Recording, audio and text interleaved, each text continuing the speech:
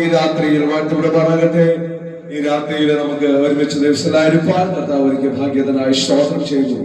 കഴിഞ്ഞ പകലിൽ അനേക ഭവനങ്ങൾ നിലവിളി ഉയർന്നു, അനേകർ ലോകത്ത് മാറ്റപ്പെട്ടു പോയി, അനേകർ അപകടങ്ങളാൽ ആപത്തുകളാൽ ആശുപത്രിയിൽ നിലവിളിക്കുമ്പോൾ നമുക്ക് ജീവനോടെ ദിവസമായിരിക്കാൻ കർത്താവ് ഒരിക്കൽ ഭാഗ്യത്തിനായി കർത്താവ് നന്ദിയോടെ സ്തോത്രം ചെയ്തു.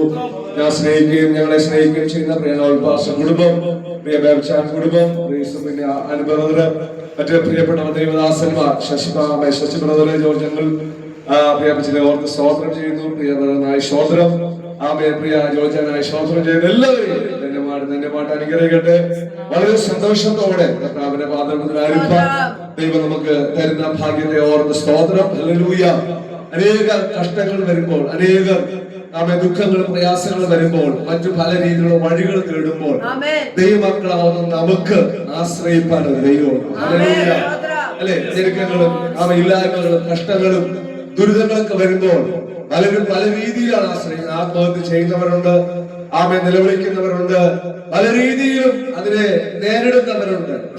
എന്നാൽ നമുക്ക് ദൈവത്തിൽ ആശ്രയിക്കുമ്പോൾ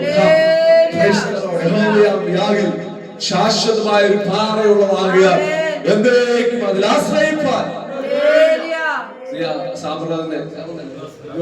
ഞാൻ ആദ്യമായിട്ട് കാണുകയാണ്. അദ്ദേഹം പറഞ്ഞ ഒരു സാക്ഷ്യം ഞാൻ പെട്ടെന്ന് അങ്ങനെ മനസ്സിലത് വന്നുപോയി. കടലോട് ചാടിയാലോ എന്ന് പറഞ്ഞാൽ അത് ഒരു ചെറിയ നിസ്സാരമായ വിഷയമല്ല.